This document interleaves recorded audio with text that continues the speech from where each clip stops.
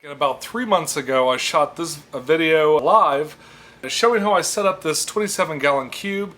And what I'm going to do is I'm going to play some of the footage I shot. I actually shot footage along the way. I showed the setup for this tank, and then we'll come back. If you want to skip that part, you can go to this time code right here. But we're going to come back and I'm going to show you the tank 3 months later.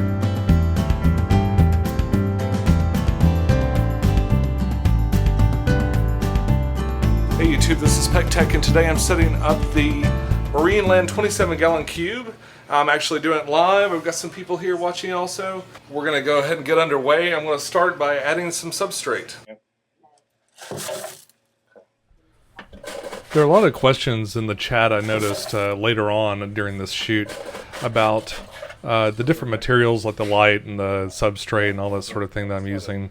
And I wanted to let you know that there are videos for that in the playlist, All Aquariums playlist. Especially for this tank, virtually everything that I used, I did a little bit of a review on it. The only thing I didn't talk about was the filter, and what it is a canister filter. I have a Fluval 206 canister, and it's been working really well. I didn't really like the intake and the outtake too much, and I'm looking for a replacement for those. I actually, at the ACA convention, I got this little rotating thing in my goodie bag, and I forgot to mention that too, but you'll see that later on at the end. I replaced the outtake with that little moving outtake, which is pretty cool. What I'm going to do is build up a mound over here. Alright, it's important to start with a good first layer, so I've put down the more clay-like substrate for the bottom layer, and I'm layering up with some of the black substrates that I like, and I'm about to finish it off with the Eco Complete, and it comes in sort of this liquid juice that has good bacteria in it, so it's good. It kind of gives you a kickstart when you start your new aquarium. So I put the first two layers down. I need to pull the branch out of the aquarium. I've had it soaking in there for a while so that it can develop some good bacteria and also get wet enough so it won't float up. This other one's attached to slate, so it should be all right, but I'm going to go pull the other one out now, get the rest of this hardscape set up.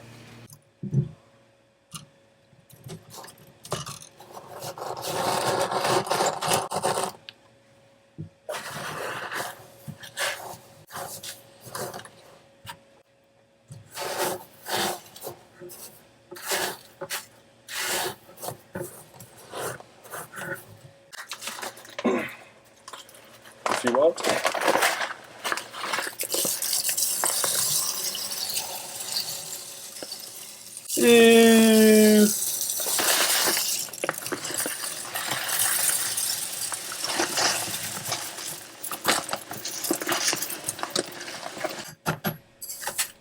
It's pretty crazy, but you have to just keep moving that substrate around. You'll get it just perfect, and then you add some more and mess it all up, and then you'll get it perfect, and you'll add some more, and you just keep moving it around. As a kid, I really liked to play in the dirt, so I think at least a quarter of the time that I spend like shuffling this stuff around is just have fond memories of that from my childhood or something. But you do want to try to do a gradual slope that goes up to the back, and that gives you an illusion of depth and makes it appear to be even deeper than it really is. Okay, so I've added a bunch of hardscape to the cube, and now it's time to add some plants. Now what I've got is just a selection of different things. Mostly this is microsword, and I've got some dwarf sagittaria. I'll be adding some other stuff too, but this is what I've got to start with, and we're going to go ahead and put that in now. This stuff grows in this sort of almost like a chain, so it could be kind of tricky to plant it. I usually try to plant it as a bunch. Really, my goal here was to do sort of like a grassy field. I was hoping that eventually that these things would kind of all grow together and be kind of like a neat little grassy carpet across the front. What I've discovered though is that the shade that is provided by my little trees, you know, quote unquote, is actually shielding those from light, and I think they're just not getting enough light to grow the way I would hope they would. Okay, now I want to add a little something to these branches. To me, they kind of look like trees, and I want to add a little bit of Christmas fern or Christmas moss to these branches. So what I'm going to use is a little bit black thread and the moss, and I'm going to tie it on to these branches. Now, I got a comment from one of the viewers that said a good tip would be to add the moss before you put it in the aquarium, which would have been completely possible with the second one. So I definitely will try that next time. It'd be much easier to tie, before I actually have the wood placed. That's a really smart idea. Also, tying it on with the string, it was okay, but I ended up on some of them just kind of wrapping it around, and you can also do that. It'll stay pretty well. Just wrap it around and around the branch. Okay, so I got things tied up for the most part. As much of it as I could, I wedged between the two little branches and stuff to kind of help hold it in. All right, I wanted to add a few more plants to my aquarium. And so what I did is I raided the 56-gallon upstairs, and I've pulled out some really nice big specimens that I'm going to put towards the back. These actually don't get very tall, but they do spread really well, and they're nice carpeting plants as well. So I'm going to put these towards the back and see if they grow kind of the way I want. I really want kind of a low profile on all the plants across the board, and these upstairs just kind of made a bush kind of like about that tall. Sometimes this stuff doesn't want to stay in the ground too well, so we're going to help it out.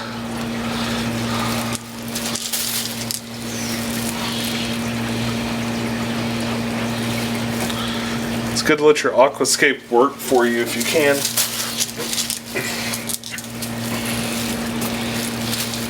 Especially the hardscape, you can set up barriers where you don't want plants to grow. You can add texture.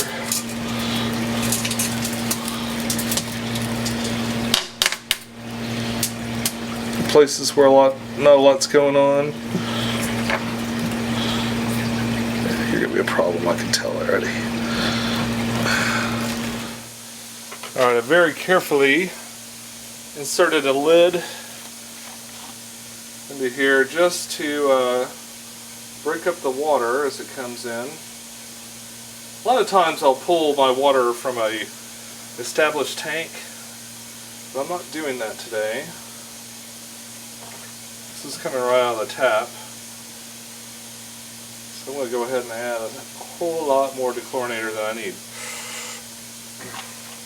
to protect whatever it is that comes in that Eco-Complete. There are a whole bunch of really good techniques for filling up your aquarium without actually disturbing the surface so you can actually see it when you're done. The most creative one, and it actually worked really well, was to cover the whole thing in wet newspaper, then to fill it up and gradually pull the newspaper out. Now, I didn't really want to do that on the live broadcast, so I did this, which is a pretty good secondary idea. The most important thing is just to keep the flow of water away from the gravel. Okay, so I've added water now. I guess the only thing left to do is to turn on the pump and add the heater, and I'm going to let this run for a few days like this and kind of see what happens. Okay, so 3 months later, the aquarium is looking much better, but along the way I had a lot of problems. The algae just went crazy in this tank, and we were real busy all through the summer. I went to a couple of conventions and kind of ignored the tank for a little while, and I came back and was just like, ah! There was algae everywhere, and I tried my best to clean it. It was just nuts. The dwarf Sagittarius, I really wanted to look like grass along the bottom, kind of like trees having a meadow. I thought it would be neat to have that sort of grass growing along the bottom, but it just hasn't really taken off. I don't know if it's a lack of light because the light gets blocked by all the stuff here up top, or if it's lack of nutrients. Now I've been adding some liquid CO2, so I've been adding Flourish Excel daily. I actually do have a CO2 set up for this tank, but I have not gotten around to putting it together. I really wanted to make a video, and sometimes when you're going to make a video about a project that you're going to do, it slows you down quite a bit, because it's not simply setting it up or sitting around one Saturday putting it together. It's also a film project. So I have not set that up yet.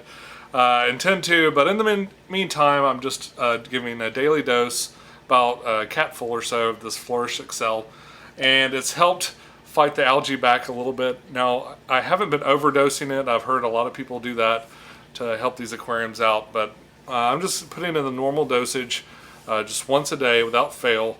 And the Java moss is starting to come back. I just keep picking away at the algae and the weird stuff that's growing in there. I say weird stuff because for some reason the log had I don't know, it was almost like a fungus or something. It was this kind of white, hairy stuff all over the log, and I pulled it out and cleaned it up and put it back. But I wasn't sure what that was. I even tried treating it with peroxide. I sprayed the hydrogen peroxide in there, and that helped it a little bit too. Kind of killed off some of the algae, and now it's looking pretty nice, especially from a distance. If you get in close, you can still see kind of the weird stuff that's growing in there, and I really wish this stuff would come through. It's starting to grow a little bit, the dwarf Sagittarius, but or the micro sword. I can't recall which variety I put in here. It's starting to go back, and it's looking pretty good. I've added a lot of small fish. I've got the one fish. I've only had one baby survive out of the peacock gudgeons that I've bred. I have one baby, and he's in here doing well. I've got a couple of other small fish. I've got an autocinklus, I've got a platy, and I've got these dwarf Corydoras catfish. They're the same ones actually from the 5-gallon tank, the Fluval Spec 5-gallon. I pulled 3 of those out of there, and I put them into here when I cleaned it out today. And I bought 3 more and added it in there, so there's actually a school of those.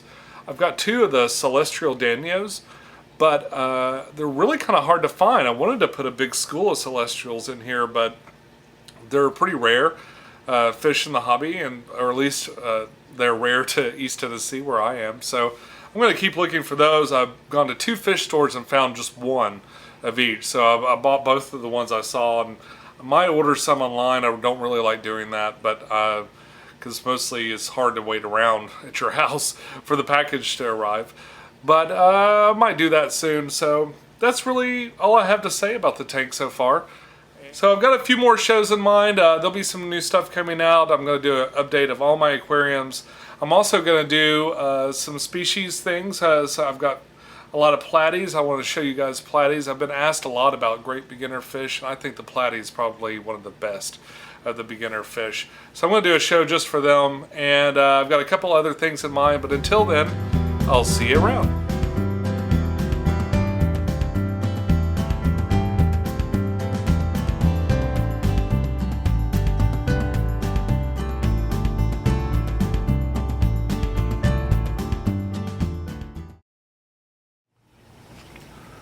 Well, just finished the live broadcast, and now all I got left to do is clean up the mess, and there's quite a bit of stuff everywhere here, so